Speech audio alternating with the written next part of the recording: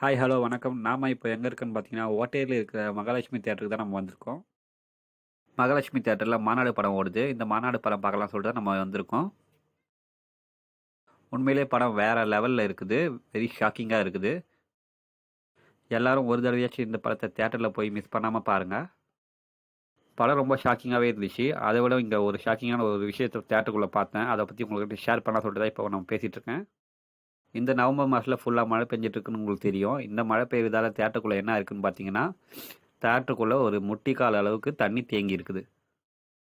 இந்த தண்ணி தியேட்டருக்குள்ளே எப்படி வந்துச்சு நீங்கள் பார்க்கலாம்.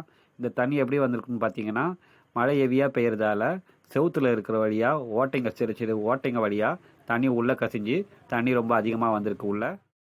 இவங்க இந்த தியேட்டர் எப்படி கட்டியிருக்காங்கன்னு பார்த்தீங்கன்னா, பேஸ்மெண்ட் லெவலில் இருந்து ஒரு 5 அடி கீழே இறங்கி உள்ளே வந்து தியேட்டரில் படம் உக்காந்து பார்க்குற போல் இந்த தியேட்டர் அமைச்சிருக்காங்க. இப்படி பேஸ்மெண்ட் லெவலில் இருந்து 5 அடி டவுனில் இருக்கிறதால இந்த சைடில் இருக்கிற செவுருங்க மூலிமா சின்ன சின்ன ஓட்டைங்க வழியாக தண்ணி வந்து உள்ளே கசிய ஆரம்பிச்சிருக்கு. சிம்பிளாக உங்களுக்கு புரிகிற போல் சொல்லணும்னா, ஆழமாக தோண்டி இருக்க கிணத்துல ஊற்று சுரக்கிறா போல் இந்த தியேட்டர்லேயும் பார்த்தீங்கன்னா தண்ணி வந்து செவுருங்க வழியாக சுரக்க ஆரம்பிச்சிருக்கு. இந்த தண்ணியை வெளியேற்றத்துக்கு அவங்க ஒரு சின்ன மோட்டரை பயன்படுத்தி அந்த மோட்டர் மூலிமா அந்த தண்ணியை வெளியேற்றிருக்காங்க. இவங்க எத்தனை வாட்டி இப்படி பண்ணாலும் அந்த தண்ணி வந்து மழை பெய்கிற வரைக்கும் இந்த சின்ன சின்ன செவுருங்கள் இருக்கிற ஓட்ட வழியாக கசிஞ்சிட்டு வந்துட்டே தான் இருக்கும்.